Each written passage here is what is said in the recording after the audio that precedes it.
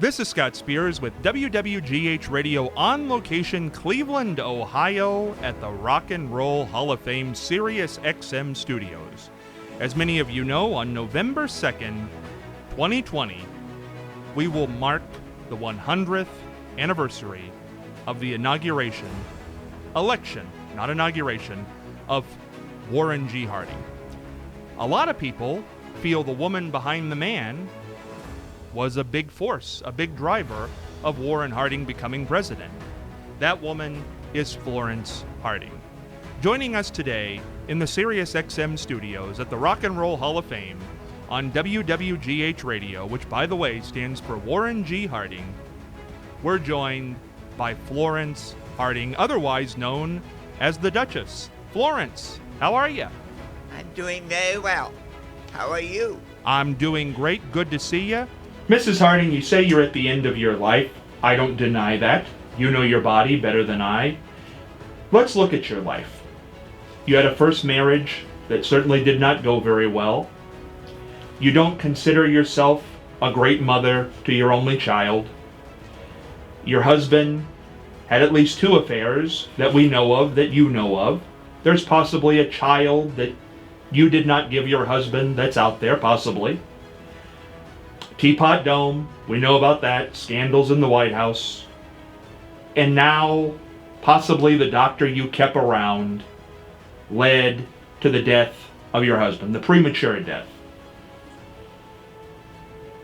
What's the biggest mistake, in your opinion, in your life?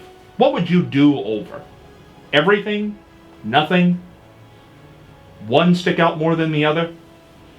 Here at the end of your life, nothing to lose. You know my favorite song, At the End of a Perfect Day?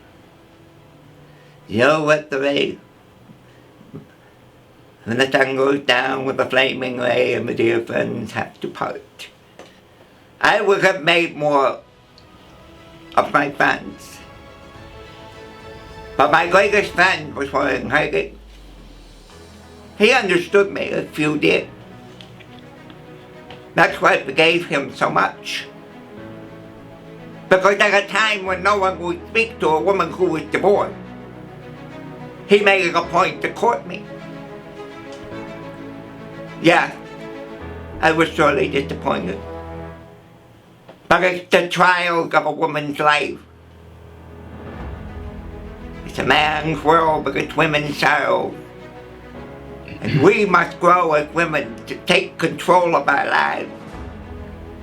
If I had to do it over again, I would never marry Peter Wolf.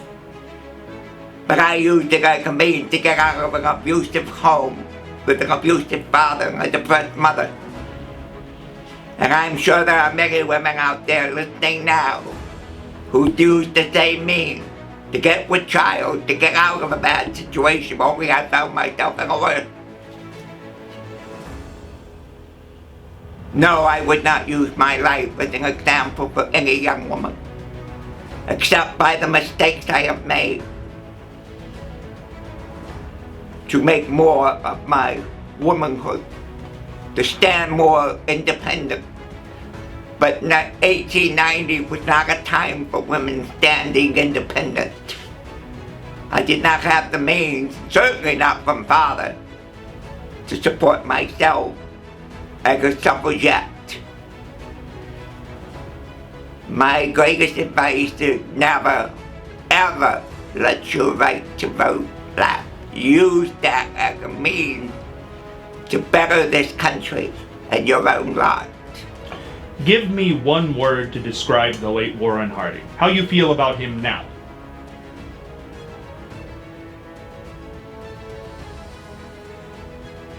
Compassion. One word to describe yourself. Long-suffering. How do you hope people remember you both in 100 years? That they will remember Warren Harding for more than just the other women. That they will remember that he gave us the 8-hour day. That he broke the strikes with the miners. That he was open-handedly compassionate and cared about people. After all, we held the first peace conference in Washington.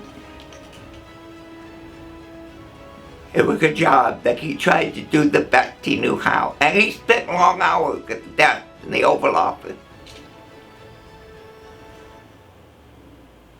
Me, they will not remember kindly. And I don't expect them to.